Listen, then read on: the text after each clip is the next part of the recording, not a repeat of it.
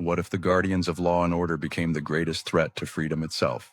Imagine a shadowy FBI operation that didn't just watch America's dissenters, it infiltrated their ranks, sowed chaos with forged letters and fake news, and orchestrated assassinations to silence voices of change. This isn't a conspiracy thriller. It's the raw, unsettling truth of COINTELPRO, the FBI's counterintelligence program that turned the tools of justice against its own citizens from 1956 to 1971. It left a scar on civil liberties that still festers today. Dive with me into this labyrinth of deception where heroes like Martin Luther King Jr. and Fred Hampton became targets in a war on dissent. The turbulent backdrop, a nation divided. The 1950s and 60s were an era of upheaval. The Cold War fueled fears of communist infiltration, while the civil rights movement exploded with marches, sit-ins, and demands for equality. Anti-Vietnam War protests turned campuses into battlegrounds, and groups like the Black Panthers rose to challenge systemic racism with community programs and armed self-defense. But to FBI Director J. Edgar Hoover, these weren't organic cries for justice. They were subversive threats that could topple the social order. Hoover, a master manipulator who ruled the FBI for nearly 5 decades, saw dangerous ideas everywhere, from peaceful integration efforts to radical calls for revolution. J. Edgar Hoover, the iron-fisted director who unleashed COINTELPRO on American dissenters. Frustrated by Supreme Court rulings that curbed overt suppression, Hoover greenlit COINTELPRO in 1956, initially targeting the Communist Party USA, but soon expanding to crush any group deemed a risk.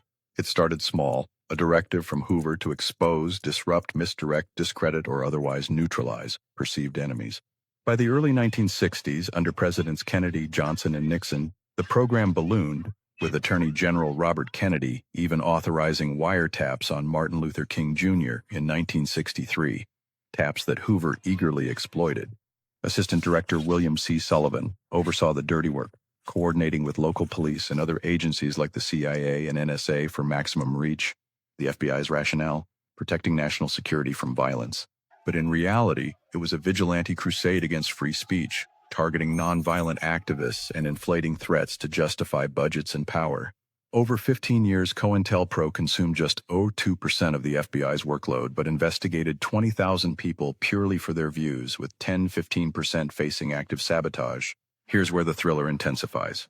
FBI agents didn't just spy, they became the enemy within. Undercover operatives posed as radicals, infiltrating groups like the Black Panther Party, BPP, and Students for a Democratic Society, SDS, stirring paranoia and inciting violence to provoke arrests. Methods were ruthless: psychological warfare via anonymous letters forging betrayals, planted false stories in the media to smear leaders, warrantless break-ins, known as black bag jobs, perjury in court, and even physical assaults. One chilling example, the 1964 suicide package sent to King, including tapes of his extramarital affairs and a letter urging him to kill himself before exposure, timed right after his Nobel Peace Prize win. Or take actress Jean Seberg. The FBI spread rumors she was pregnant by a Black Panther, driving her to a breakdown and eventual suicide. Targets spanned the spectrum: civil rights icons like King and Malcolm X, whose 1965 assassination followed FBI-fueled rifts with the Nation of Islam, anti-war activists, feminists, Puerto Rican independistas like the Young Lords, Native American groups such as the American Indian Movement, AM, and even white supremacists like the KKK, whom agents disrupted to prevent alliances or justify the program's existence.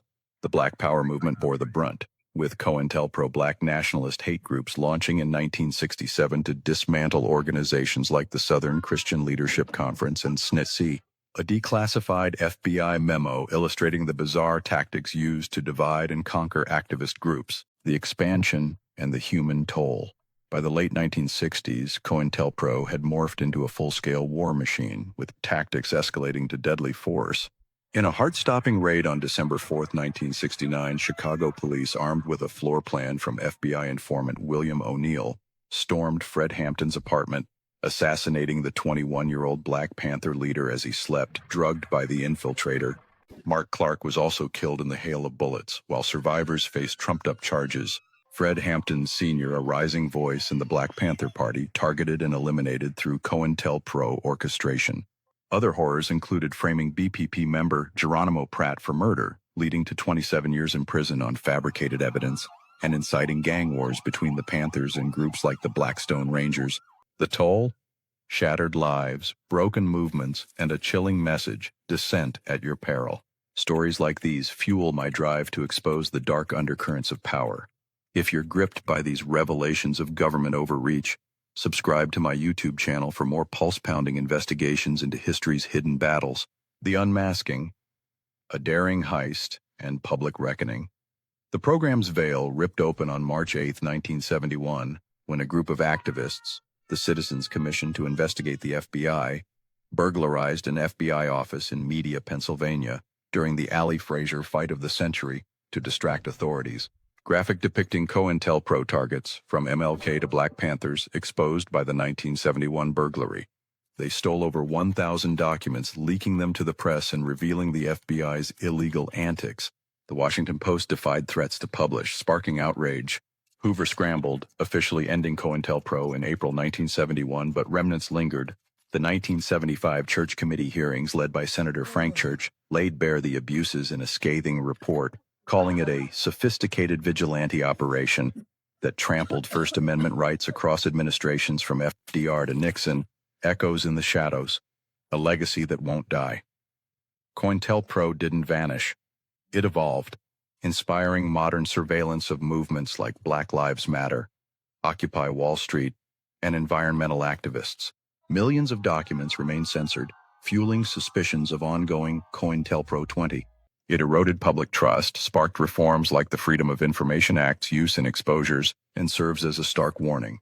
When power goes unchecked, democracy hangs by a thread. But what other secrets lie buried in the FBI's vaults? If this dive into America's surveillance nightmare has you on the edge of your seat, subscribe to my YouTube channel. We'll unearth more untold stories of intrigue and injustice together.